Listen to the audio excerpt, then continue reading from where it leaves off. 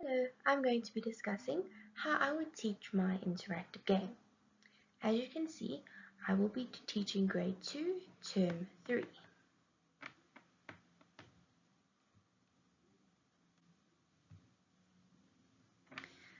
I will be teaching number patterns and it will be a part of my activity for my developmental phase. This is the outcomes I would like in my lesson. I would like the children to be able to complete the given number patterns, create their own, and they need to share responsibility within their groups. I want to make sure that they gain social skills as well as a mathematical skill that is built upon.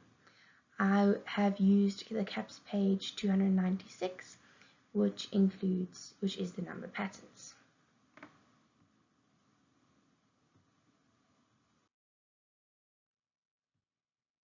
The instructions for my game, which I will be reading to the children, are: the class will be divided into groups of 4. The class will be given 30 seconds to complete each number pattern. I know this doesn't seem like a lot of time, but we want to challenge the children. We don't want them sitting there for ages so that they can get the number pattern. We want their mental maths becoming stronger, their recognition of what the pattern is. The answers must be written on their whiteboards. One learner from each group must come and show the teacher when they have the answer. If a team has the answer before the 30 seconds and shows the teacher, they will get the point. So it says the quickest team will win, but all teams only have 30 seconds. If a team is faster, they will get a point. The team with the most point wins. So if no team gets it before 30 seconds, then no team gets a point. But if a team gets it faster, they will get a point while the others still have a chance to get it and come show the teacher so that they still participate in the learning process. It's just that the winning team will get a point and that will go towards their overall game. Our next slide is our rules. Rule number 1, which I will make very clear to the children, is no shouting out. This is very important to create a comfortable game, a game where the kids don't get too rowdy or they all give each other the chance to participate. 2, everyone has a turn on the team. I don't want one learner in the team of 4 getting all the answers, coming to the teacher whilst the other 3 just sit there. They all need to take turns, and this is part of developing their social skills by using group work. 3, you only have 30 seconds to get the answer, there will be a timer on the board. And 4, answers must be written on their boards and not shouted out. Shouting out the answers defeats the point, because if a team comes to me with the answers and it is wrong, another team still has time to get that point before the 30 seconds. The next one is the number pattern slide. I wanted to add a number pattern slide just to give a brief explanation of the concept that is being used in the game, just to give the learners a reminder. So number patterns are the same as shape patterns. They are a repeated pattern. If the pattern is adding 2, you must continue adding 2. And then I added a shape pattern and said it is the same as 2, 4, 6, 8, because the shape pattern being constantly repeated is the same as adding 2 constantly.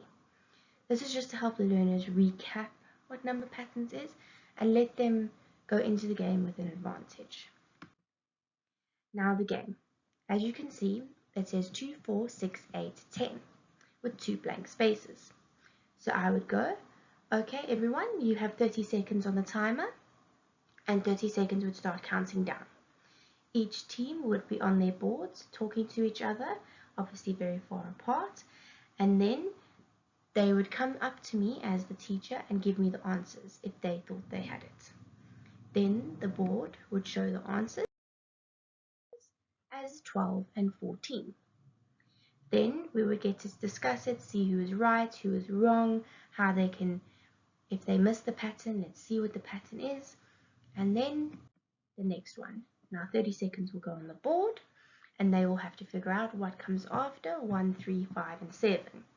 30 seconds will be counting down, the children will be writing down, they'll be running up to me trying to see if their answers are right or wrong, and if they're right, they will get the points if they were first. And then when the 30 seconds are done, they can see that the answer was 9 and 11. So these are nice, easier patterns to start them with. It's adding 2's just in 2 separate circumstances. Then we get a little bit harder because we add our 2-digit numbers. It's still only adding 5, but it looks harder to them. So now I will put 30 seconds on the board. When the slide comes up, as it's counting down, they'll have time to figure it out. They'll be running to me, as I've said, and checking if it's right. So then it'll show on the board. The answer is 45 and 50, and once again, we will discuss it.